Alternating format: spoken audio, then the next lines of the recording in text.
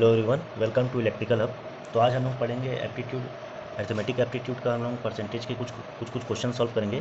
तो चलिए पहले क्वेश्चन पे जाते हैं। क्वेश्चन है, if 35% of a number is 805, what is 62 of this number. यानी कि 62% किसी नंबर का हमें निकालना है, कितना वैल्यू होगा। तो हमें हिंट में दिया 35%, किसी कोई भी एक नंबर का 35% है, उसकी वैल्यू है 805। ठीक है, यानी कि 35% को हम लोग कैसे लिखेंगे, 35/100 कर देंगे। 35/100 किसका, एक्स का। हम लोग जो वो नंबर तो नहीं पता है, जो मेन वैल्यू है जिसका 35% वो तो हमें नहीं पता है, तो हम उसे एक्स लेंगे। इक्वल टू कितना है, 805। तो उस हिसाब से एक्स की वैल्यू कितनी हो गई, 80500/35 इतनी हो जाएगी, है ना। इसके हिसाब से कितना आ गया, 5 के टेबल में 7 जा, जो कि 161,161,00। 7 1 जा 7 2, ये 2300। तो प्रिंसिपल अमाउंट मेन जो है एक्स की वैल्यू आ गई 2300। अब हमें निकालना है 62% इस 2300 का।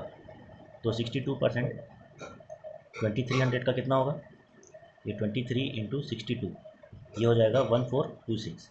तो 1426 है हमारा ए वैल्यू, ये हमारा सही है।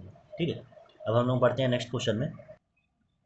नेक्स्ट क्वेश्चन है, if a number is decrease by 60% then it become 120, find original number. ठीक है, यानी कि कोई नंबर था, यहाँ एक्स था, उसमें 60% डिक्रीज़ किए तो ये बन गया 120। यानी कि सपोज हमें अब समझना पड़ेगा, ये जो एक्स था वो कितना था, ये 100% था।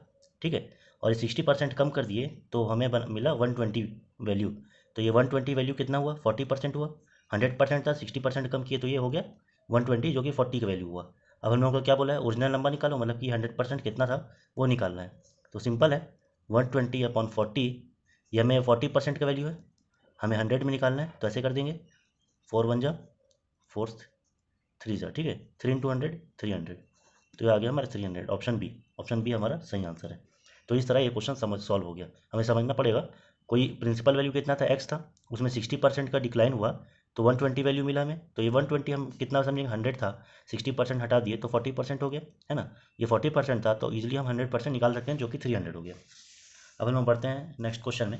नेक्स्ट क्वेश्चन है ये, in examination A score 30% and failed by 10 marks, वैसे ही B score 40% and pass by 20 marks, find the passing marks. तो हमें पासिंग मार्क्स की वैल्यू निकालनी है। तो देखिए यहाँ पास एक चीज़ समझना पड़ेगा, सपोज ये पासिंग मार्क्स था, ठीक है।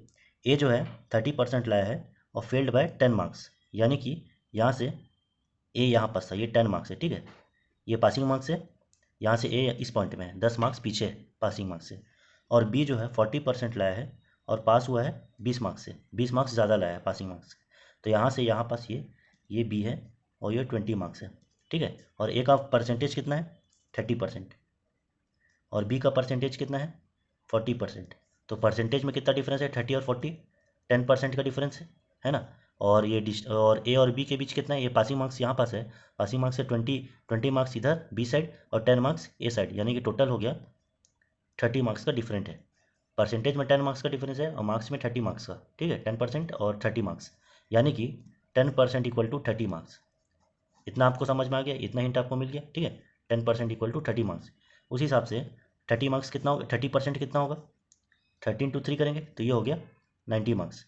90 मार्क्स आया है ए का, और फेल कितने मार्क्स से हुआ है, 10 कम, पासिंग मार्क्स से 10 नंबर कम आया है, यानी कि 90 में 10 मार्क्स ऐड करेंगे, ये हो जाए 100 उसका पासिंग मार्क्स था।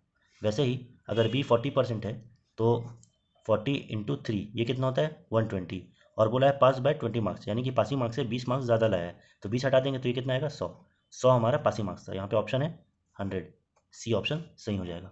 ठीक है, हम लोग बढ़ते हैं नेक्स्ट क्वेश्चन में। क्वेश्चन है, a woman spend 20% of her salary on rent, now she left with 56,000, find her actual salary. उसकी एक्चुअल सैलरी निकालनी है। उसने 20% अपनी सैलरी का अपार्टमेंट का रेंट में स्पेंड कर दिया है और उसके पास बचे हुए पैसे थे वो 56,000 थे।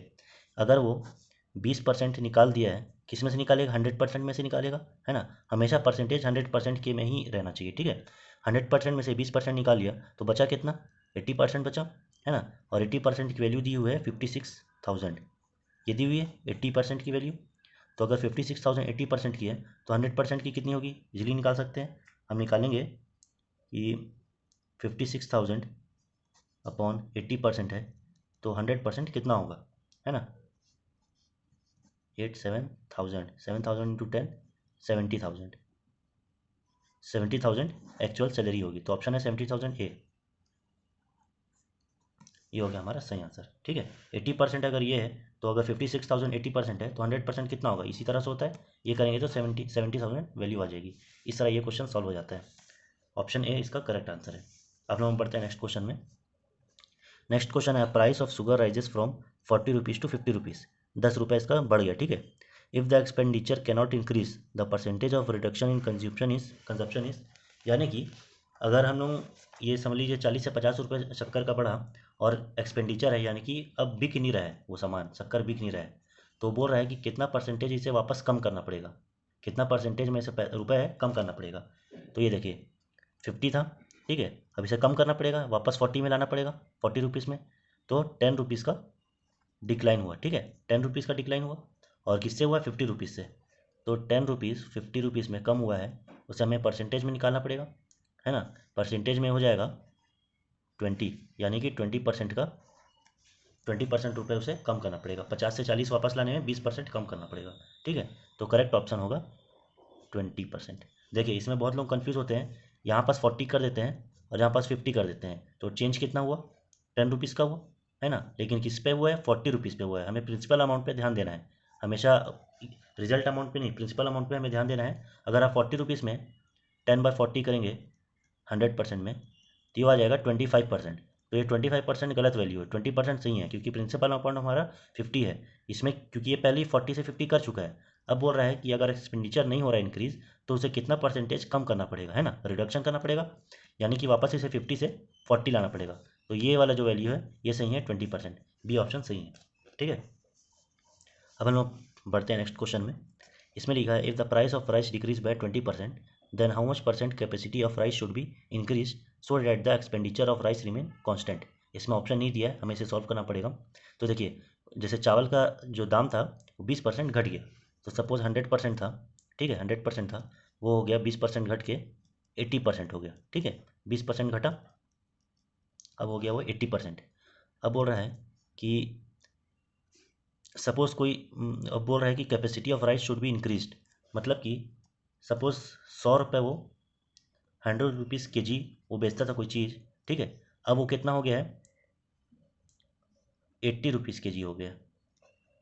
ठीक है, वो 80 रुपीज़ के जी हो गया, इस हिसाब से 100% था, अब 80% हो गया, तो 100 रुपीज़ के जी था वो हो गया 80 रुपीज़ के जी, हमें एज्यूम करना है। ठीक है, 80 रुपीज़ के जी हो गया, लेकिन जो दुकानदार है वो बोल रहा है कि मुझे 100 रुपये के, मतलब कि एस्टिमेट वैल्यू 100 रुपये का ही सामान बेचना है मुझे। ठीक है, 100 रुपये का ही चावल बेचना है, तो जाहिर सी बात है 20 रुपये का चावल एक्स्ट्रा एक्स्ट्रा इसमें ऐड करना पड़ेगा, है ना।